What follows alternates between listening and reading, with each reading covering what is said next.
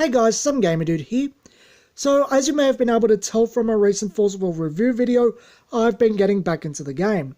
A friend of mine got me to play with him on Untap, show me all the new stuff, because I liked the original Alice cluster, and I quite enjoyed what I played. He offered to help me get back in, I took him up on the offer, so I just also bought a bunch of stuff he couldn't help me get, and a Valentina starter deck because, well, she was my favourite ruler from the Alice cluster. Although I'm still disappointed the original didn't get as much support as I think it really deserved. Though I did get some things that looked pretty good with her. So anyway, let's just talk about the design. I think it's a little bit on the glum side. Could stand to be a little bit brighter blue. But it's a dark blue, so I'm assuming that, yeah, that's just about it. Forceful is basically the only nice bright thing, and it really catches your eye. I think that helps. That's about it. Just says Forceful Valentina starter deck on the sides. Nothing on the bottom. Top just says Forceful Alice Origins 2. Back tells you your complete deck list, which is playset of everything, which I'm happy about because these are more expensive than any other game now. Although I think Vanguard's gone up in price to this too. Ugh. Anyway, what I thought was interesting is, not only is it made in Singapore, I Spy is listed as being in Singapore. No one's talked about this yet. Absolutely no one. Everyone just goes, it's still a Japanese company. Japan, Japan, Japan. But the address is in Singapore. I know that Kim is Korean. So when Forceful's office is closed, maybe the staff changed a bit more than was said. So I'm not going to dwell on that too much in this. So we'll just open up. Interesting, it wasn't sticky taped at the sides. I know it's sealed inside, but I thought that was interesting that it didn't have any seals. So very standard box. Oh, one thing I will note, I do think this packaging, it's much nicer than the original Alice cluster big focus. There we go. I think it's much nicer than the straight red starter decks of the original Alice cluster. I think it's much more wieldy than the CFC starter decks and the ones from New Valhalla. I have seen the Raya clusters once. I've seen the Sheila deck in person. I thought it was alright. But yeah, I think this is a move to common sense, to be quite frank. So, what do we actually get in here? We get this, looks like it's the new How to Play guide. If I can get it uncurled. Okay. So, just explaining the new Stranger deck, which is an extra deck that's more or less the G-Zone in concept from Vanguard. New characters, I can't show you this much easier than this. Field, areas of play. Yeah, pretty bog standard stuff. How to read costs. This is actually one thing I really wish Magic would do.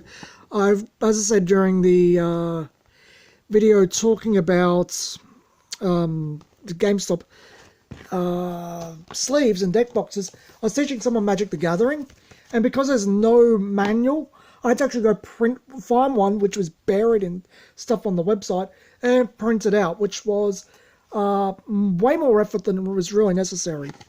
Despite being able to tell the person, they really wanted to read it to get it straight. So this is a glossary, which is wow.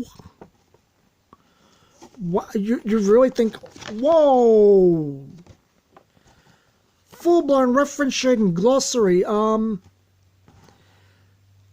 That impresses me. That's way more effort than most people go through, to be honest. So that's wow. I'm surprised they went to that length, but they want to make sure you can play it straight off the bat. It's pretty cool. This is a sticky taped here. So I hope this is a Valentina matte for some reason. Well, I don't need one because I'm actually doing this on my Val matte. So there we go. Deck's quite a bit thicker than you'd expect because it's got the extra deck there. So is this the one for Faria, or is it individual? Nah, it's the one for Faria. And the dog seems to want to get into the nothing on the back. So again, they got a little guide there on how to play, which is yeah, I'm not going to dock them for not doing this individually. I think it would have been a nice touch, but I'm just really surprised they went for the trouble of doing a glossary thing. So that's full art. But actually, I forgot the mostly. I think, do they even do non-full art rules anymore? So let me just get this undone off camera, and I'll be back in a sec. And I'm back.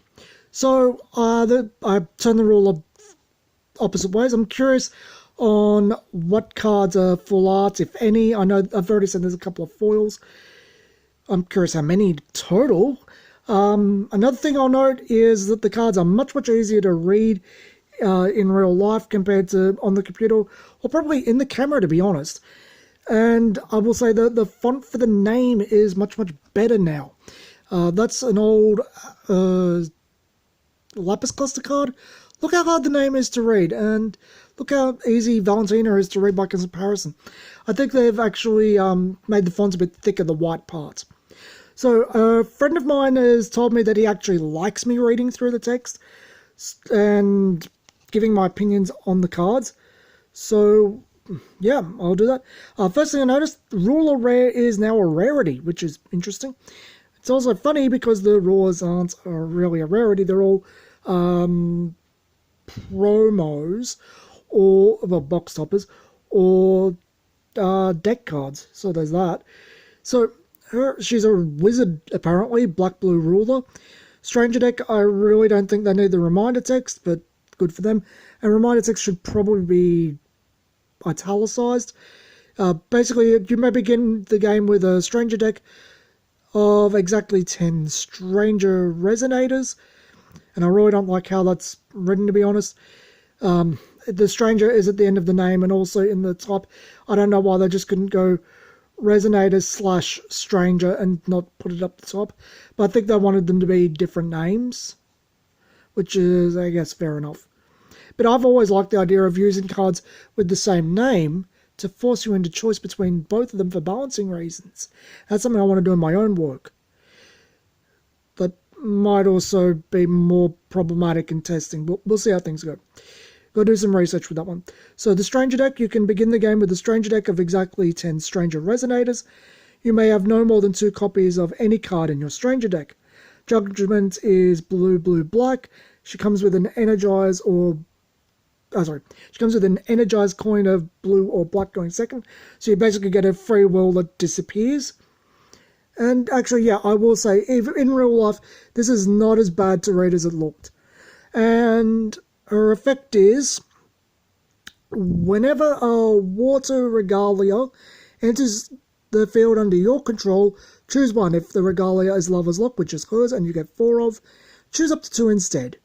Choose a card from your Stranger deck at random to put it in your hand, or return target Resonator to its owner's hand, or target Resonator's attack becomes 0 until end of turn, or you may pay 0 to do Judgment this turn. Yeah, this is pretty standard across the board. The attack becomes 0, and then slam into things. Yeah, if you don't, it's more or less giving things first strike in a way, I guess. It has its uses. I think the return to hand is kind of funny, but yeah, I like her enough. I do think she's at least got more. For the moment, I'd still say she has more use than the original one, even though I know she's not exactly. Cards feel a little bit flimsier than they used to. Not exactly top tier either. So she's 600, 1200 as a J ruler, which means she's got way more defense than the original. The original one was 6'6", I believe. Well, no, 6'8", I think, and she gained +1 for each card in your hand. So Resonators your opponent control gain -400, -0, which is actually pretty decent. Enter, put the top card of your Magic Stone deck onto the field rested, which is slight downgrade from the original. God's Art, Binding Chain, black, blue, remove target resonator from the game, search your opponent's deck, graveyard, and hand for all resonators with this share that name with that resonator, and then shuffle your opponent's deck, choose a card from your stranger deck and at random and place it in your head. Being able to remove a complete play set, the only problem I have with that is my friend runs Charlotte. She's probably going to be the one I'd want to do that to, and she has barrier, so she can't get around that. And it's only resonators to get the -4. But there's a bunch of cool stuff you can do. I actually wouldn't mind seeing if this works with the Val 2 stuff. Sorry, Val 3. The black-blue Val. The one in Precious body. But I like it enough. I think it's pretty cool and I'd like to test it out. So next up we have Water Wizard, which is a for the Stranger deck. That is full art, I believe, at least I think is. I actually quite like the Stranger border frame. I know a lot of people don't like it, but I quite do. I think it looks nice. Its foiling is really pretty too. Quick cast, so you can just pop it in 1 for 6/6 as well. Cancel target automatic ability of Resonator.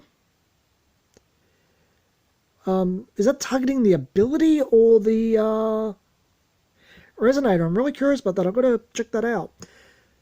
Wow. Charm of the Princess in full art. I remember.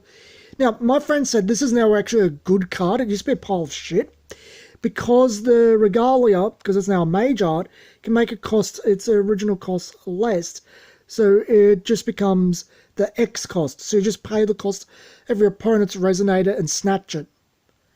That's nifty. That actually makes this deck.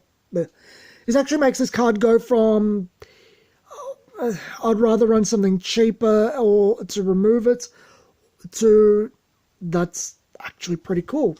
Field presence and removal in one, and you don't actually pay that much more. Even though, to be quite honest, 2 more isn't that much to pay for it. It's just because the game's so fast paced, it feels like a lot more than it really is. So it looks like we're only getting 1 full art per card, so you have to buy 4 to get a full 4 art deck, which I think is fine. I think if people really want the full art deck, make them buy it 4 times, perfectly fine. Everyone else just gets a playset straight off. Cinderella, Valkyrie of Glass. Now, remember when this was a super rare? When she comes in, she gets a glass counter and she gets plus 600 attack as long as there is a glass counter on this card. When it deals damage, remove the glass counter and then pay 2 to return it to your hand. I think this was originally intended to work with Val 1. But what's its name? What's it called? The Alice from the era. But I never got around to it. I don't even know if I have a playset of the original. Percival, which is our new blue one. This is new art. New card completely. It's not a reprint from an LO cluster. Blue for a 2/2. Enter. Look at the top 5 cards of your deck. Reveal a Regalia or chant among them. Add it to your hand. Rest of them on any order. And banish it, which is discard pile in this game. Everyone else uses banish for the removal, just saying, to Scribe 1, they call Scribe for C. Triton, the Prince of the Oceans, is an 8/8 for 2. Quick cast. Other water resonators you control gain +2/+2, which is pretty nifty. Valentina Zealot, never seen that full art before, but I don't remember it being that great. Oh jeez, it's all blurry. Did you guys get to see Tried? There we go. Because I'm looking at the actual cards. Banish it. Your Joe Ruler cannot be targeted by spells or abilities until end of turn. It's not a very good card and never was. Loki, the Ancient Demon Lord. So for 10, it's 3 black and 7. 12/12, you may pay 1 less for this card for each resonator on the field, and that's both sides, not your field, and to remove all other resonators from the game, which is just a great way to go plop and end all your crap, and it's a good way to get rid of cards like Charlotte. I did find annoying, and I'll keep mentioning that. She's not that actually annoying. Just give me a break for a second. Sorry, I had to go get a chair. Kneeling was hurting my ankles, so I can't even read that character's first name. I think it's in Gaelic. It's a blue, black 3 cost Dragon Resonator. 1000, 1000, the pet dragon of the Lord of the Seas. Flying, you may pay 1 less to cast this for each chance in your graveyard. I just realised this is a main deck card. And the... oh yeah. And when you bring it out, you destroy all Resonators with a total cost of one or less your opponent controls. Which, is it going to really have that many targets? Not really. Falling is really pretty though. I think it's actually much nicer than it used to be too. So, Eureka, the Puppet Lord of the Seas. Not sure what they're going on with that. I think maybe that's the King before Valentina. Costs blue, blue, black. 900, 900 King. If you control a J-Ruler, this card in your hand gains quick cast and goes down to blue, black. Enter rest target Resonator or Regalia your opponent controls. It doesn't recover at the end phase as long as this card is on the field. And as long as you control the dragon we just went by, this card gains flying and barrier. That's actually pretty nifty for pinning down your opponent's stuff. Get rid of their Regalia so they can't keep casting things. That's actually pretty nifty. It's far more nifty than it looks. Freya, Goddess of the Full Moon. So I think this might be our last stranger. She costs blue, black, 700, 700. Enter, destroy target Resonator with a total cost of 3 or less. Then you gain defense equal to its... Sorry, you gain life equal to its defense. Which is probably going to get a nice 700, 800 out of that. That's actually pretty cool.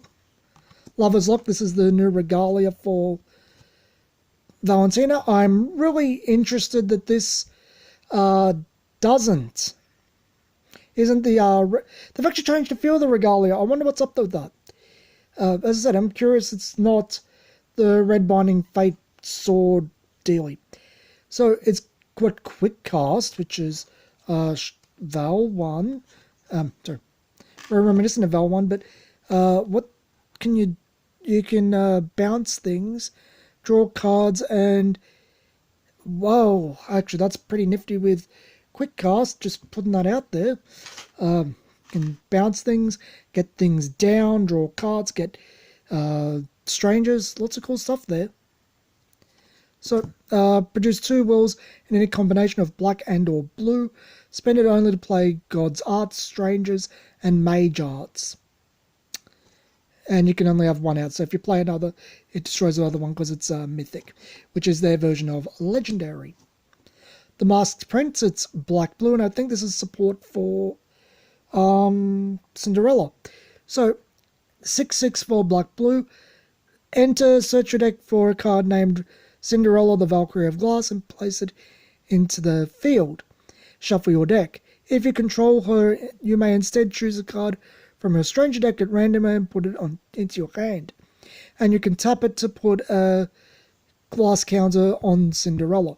So, in other words, it keeps Cinderella filled. Because what was the condition that Cinderella went bye-byes with? Whenever it deals damage, you remove it once, so you can just keep plopping it on it and plopping it on it, so long as he's not going to make himself a target, which is pretty cool. Oh, so there's more. This has to be the last stranger, doesn't it? It's Morrigan, Goddess of Tragic Love, Stranger, and you can tell that's a Valhalla art. It looks the hero. Blue, blue, black, 900, 1000 flying. Enter, look at your opponent's hand, choose a card, then remove the card from the game. That is neato. I like that. Ooh, a full art foil space time anomaly. This card's nice and probably overpowered. So black, blue, quick cast, remnant, now a mage art. Target Resonator gains minus 500, 500, and end of turn, and then draw a card. So you just combat trick or just straight up kill something, draw a card, and it works well with what's its name? The third Valentina as well, because it'll increase it, and there's a bunch of other stuff to increase it, which is pretty cool. The Princess of Love takes control, which is that king, and this must be the Lover's Lock she's using, but it really, really reminds me of how the Red Binding Fate would work. So it's a blue, blue, black, Chant Quick Cast Mage Art. Choose one. Put target Resonator or Regalia on the bottom of its owner's deck, or put two target Resonators from your graveyard into your hand, or choose a card from your stranger deck at random to put it into your hand, then recover target Regalia. This one doesn't look like too much text, but I do think it's too many modulars. Quite honestly, I think they're all fairly complex effects. I think this could have stood to be a little less complex. Adaractia's Memoria, sorry. I like these cards quite a bit. I like that they rely on the attribute of your ruler. Not enough cards do that in general. I really wish that would be a mechanic Forcible would go towards going forward. The attributes of your rulers really don't matter in the game. I think they should. Magic Stone of Dark Depth. I don't think I've seen that full art before. And it's just a black-blue dual stone. Because in Forcible they don't have a drawback. So it's just the playsets of everything else at common. Which is... I'm perfectly fine with that. I think the way the deck's set up's okay by me. Just curious... yeah, I might be wrong, but the cards feel a little bit... tiny weeny bit thinner.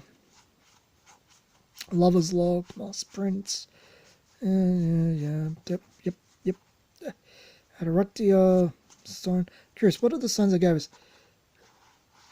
Oh, and a promo at the back.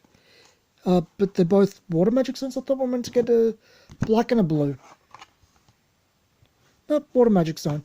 Okay, and I think that's a pretty old art. So this promo for the what's it called? Ghost in the Shell. Everyone says these cards look hideously ugly. The fonts, the general look of them, and from what I understand, they're pretty useless in game. The vast majority of the cards in the set. So what's you actually do? Enter target, search a target player's deck for a card and remove it. Then that player shuffles their deck. Costs 3, 600, 600. Nothing else. Human, machine. Actually, the old Machina deck, this would have been pretty cool. Get 4 of these. It's a really quality 3-drop. But I actually really like the silver background shine. I think that actually stands out really nice. That's actually much nicer than it deserves to be quite honest. So, as I said, I got these singles. I'm going to do these in this video as well. Let's just go through it. I got 3 copies of... get the focus. Yep. 3 copies of Charlotte the Last Hope of Adaractia. Her effect is you may pay 1 less for chance, which seemed pretty good for me for a 2-drop blue Resonator 5/5. I got 3 copies of her. The Kage Sisters, I can't resist a girly vampire. Sorry, just part of me.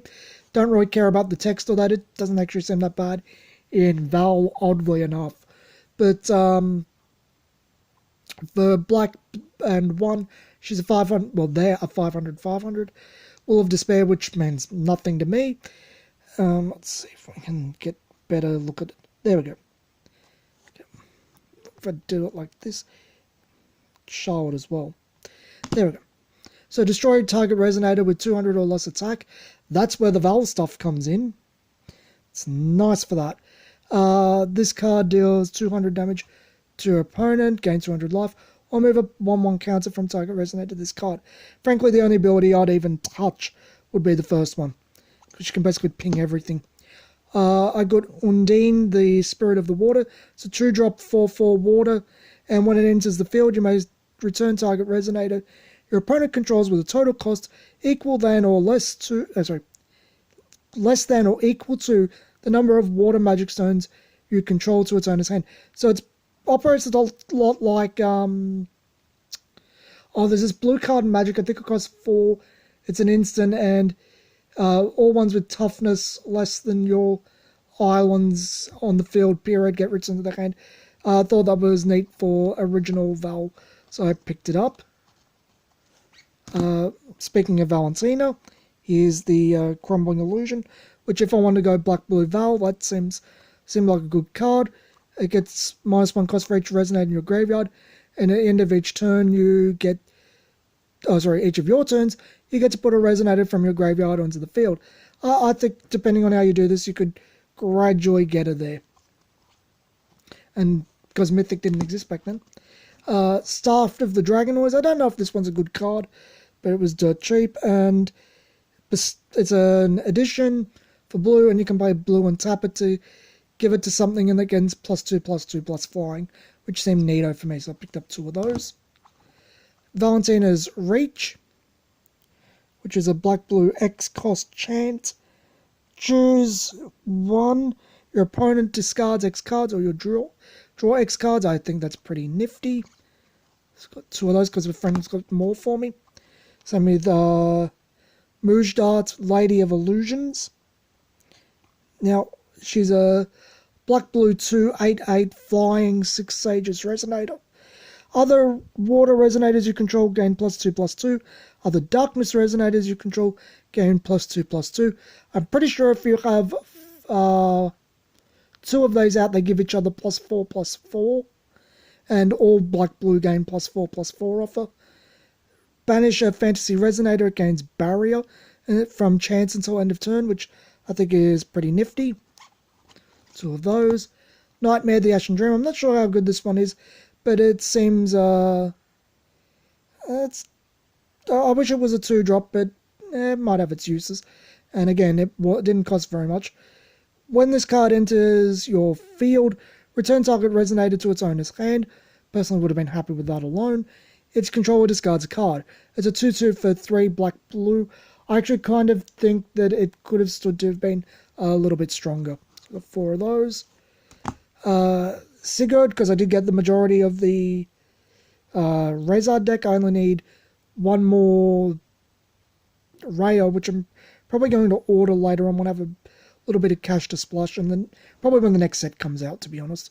So it's a black-green 8/8 Zombie King. Play this card only from your graveyard, which does mean you cast it from your graveyard, which I actually really like because I like a lot of the pitch cards. I was using Soul Hunt way before Rezard came out. Enter, search your deck for a Darkness edition with a total cost of 2 or less and put it onto the field. Then shuffle your deck. There's a few decent Dark editions you can get from that. And zombies you control gain Bane. There's a lot of cool stuff you can do with this, to be quite frank. Mikage Seijiro's Game of Dreams, which is a 4-cost total black, green mage art chant. Each player puts all resonators from their graveyard into the field. Then each player banishes all resonators not put onto the field this way. Clears out the board, and if you can clear out their graveyard first, you just play it, everything goes bye-bye. And a 4th copy of Mikage Seijiro, which is a green, black. Don't know what he's got to do with green, to be honest, guys. I've always loved this guy's art. I like the Castlevania-esque, Yakuza-esque, posh vampire. God, he's got a lot of design elements. This is what I mean. He's got a lot of text, right? There's a lot of text. But that's not so small you can't read it. I'll be getting Jabberwock as soon as I can see other people again. I'm curious to see if it's a problem in real life. Anyway, flying, precision, which I think are great things for this type of vampire to have. So, whenever a resonator dealt damage by this card, this turn is put in by this card this turn. It sounds like it's only that one time. Put this card, put in. That's actually really oddly worded. Whenever a resonator dealt damage by this card this turn, which turn are they referring to? The turn it comes out? That's actually way less useful than it looks. Because it looked like it was just Dracula, the original one, the demonic one, as a resonator, which looked pretty cool. And that's how I've been playing it. I've got to check that up now. Put it onto the field under your control. It gains darkness in addition to any other attributes, and Vampire in addition to any other attributes. Then remove a Stranger Resonator from your graveyard from the game. This card gains Eternal until end of turn, so indestructible. And when it enters, you may pay any amount of life. This card deals that much damage to target Resonator your opponent controls, which considering you can gain a fair bit of life in Vampires, Vampire Black, because Raya gives out life drain, and the damage you do with this, if you have Raya out, you're going to get back through drain. Makes it pretty nifty. It's basically a free kill with a restraint that's more or less leveled by how much your opponent's winning. So you want to protect your life, so you can use it to kill things. But yeah, that's where we are with Force of Will.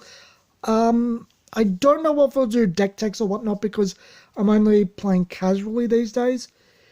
Playing casually a lot of things these days, because no real tournaments around me for anything anymore, except Magic. Anyway, this has been Some Gamer Dude. Thanks for watching.